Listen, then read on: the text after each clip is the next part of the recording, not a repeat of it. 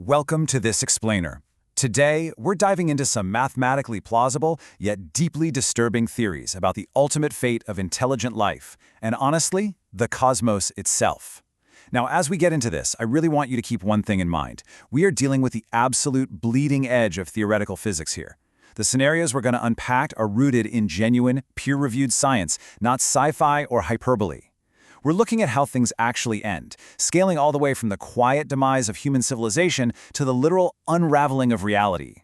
So let's start by looking into a bit of a psychological mirror, confronting our own potential extinction before we even look up at the stars. You know, it's totally human nature to look at the night sky and wonder, where is everyone else? But that curiosity, it actually hides a much darker question. When we frame our existence against the sheer, massive scale of the cosmos, we really have to ask ourselves, are we some unique miracle of the universe, or are we just the next in a very long, very silent line of civilizations just waiting to fail? And that brings us directly to the Fermi paradox. Mathematically speaking, the universe should literally be teeming with life. There are billions of habitable planets out there, and yet we look up and we see a completely dead universe. There's no radio signals, no giant alien megastructures, no probes, nothing. This glaring contradiction implies that there's a massive, almost impassable barrier to advanced life, something that scientists and astrobiologists call the Great Filter. So the really crucial point here is figuring out exactly where this great filter actually is. Researchers have mapped out 9 major evolutionary steps to get from a lifeless rock to a galaxy-spanning civilization. Right now, we are sitting at step 8. The terrifying question is the great filter already behind us? Like, was it just incredibly rare to jump from simple to complex single-cell life, meaning we've already beaten the cosmic odds? Or does a terrifying, inevitable hurdle lie right in our future, just waiting between steps 8 and 9 to completely wipe us out? If that filter is ahead of us, how does it actually happen? Well, recent hypotheses suggest it might not be a dramatic nuclear war or a giant asteroid strike. Instead, advanced species might just depopulate themselves right out of existence. It's called exodemography. Basically, as civilizations conquer their environment, lower their mortality rates, and boost education, they just consciously choose to have fewer and fewer offspring. It's an exponential slide into a benign extinction, leaving behind a quiet, empty galaxy without a single shot ever being fired. Part 1. The Metastable Universe. Let's zoom out from the human scale and look at the sudden, unpredictable collapse of reality itself. Because hey, even if we do survive the Great Filter, our universe might actually have a catastrophic flaw built right into its foundation. To picture this, I want you to imagine a ball resting in a small depression, like a tiny little gully, halfway up the side of a massive mountain. For all intents and purposes, that ball feels perfectly stable, right? It's not moving. But it hasn't actually reached the true valley floor. A single, sufficiently powerful nudge could pop that ball right out of the gully and send it rolling all the way down the mountain, fundamentally changing everything in its path. In physics, this concept is called metastability. According to the Standard Model, the Higgs field, that is the fundamental field giving all matter its mass, basically giving you and everything around you actual physical substance, well, it's likely trapped in one of these metastable gullies. Scientists call this a false vacuum. We're perfectly balanced for now, sure, but we are definitely not resting at the lowest possible energy state on that valley floor. So, what could provide that mountainside nudge? A phenomenon known as quantum tunneling. In the bizarre quantum realm, particles can occasionally just pass straight through barriers they theoretically shouldn't have the energy to cross.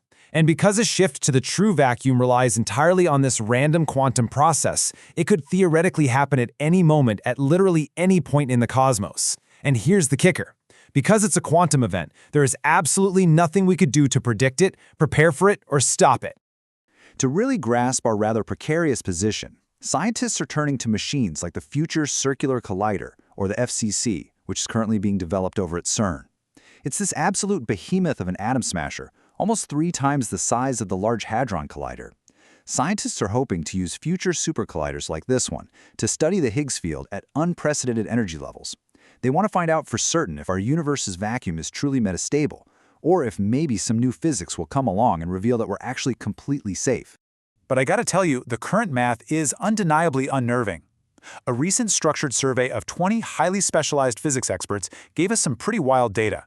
On average, they put the odds at nearly a coin flip, 45.6%, that our universe is indeed metastable. But even more strikingly, they estimated almost a 20% probability that, if we are metastable, an arbitrarily advanced technological civilization could accidentally or even purposefully trigger that quantum nudge, artificially inducing the end of the universe. No pressure, right? Part 2. The unstoppable vacuum decay.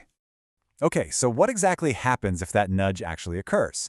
Whether it's triggered by a random quantum fluctuation or some artificial means, it would start as a microscopic bubble of true vacuum. But this tiny bubble would violently expand outward at the exact speed of light. And because it's moving at light speed, you would literally never see it coming. The fundamental laws of physics inside this bubble would be completely different. The Higgs field changes, the size of atoms changes, the stability of matter totally collapses. It would instantly destroy the accessible universe as we know it, with absolutely zero warning. Now, I must emphasize here, this remains a mathematically plausible theory. We have no empirical evidence of imminent danger. We are just exploring the math. Part 3. Entropy and the Big Freeze. But what if we escape that sudden destruction of vacuum decay? What if our universe is entirely stable? Well, we're still faced with the quiet finality of the cosmos. And this brings us to entropy. The second law of thermodynamics tells us that in an isolated system, which our universe is, entropy, or disorder, always increases.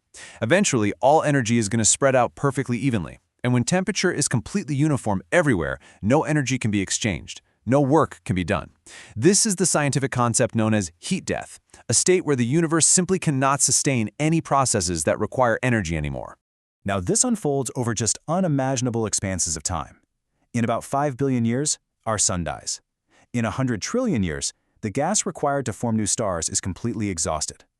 Fast forward to a 1 followed by 100 zeros years from now, and even the supermassive black holes will have evaporated into nothing through Hawking radiation. This leads us right into the dark era.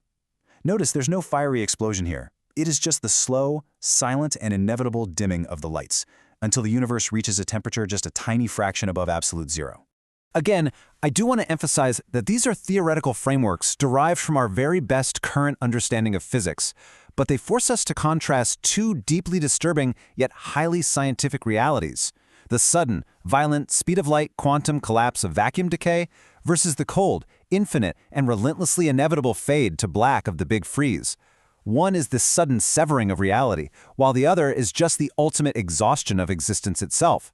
I'm curious, which of these theories do you personally find the most compelling to explore further? It's a lot to wrap your head around. So, I want to leave you with this provocative thought today. We started this whole thing by asking if we were special, and we've ended up looking at the scientific, mathematical end of all things. So, if you accept that the universe is destined to end in a cold, silent equilibrium, or just vanish in a flash of true vacuum, does knowing that scientific truth change how you value our fleeting little moment in the cosmos? Does it make our existence completely meaningless, or does it make this brief, tiny window where we actually get to experience the universe, the most precious thing imaginable,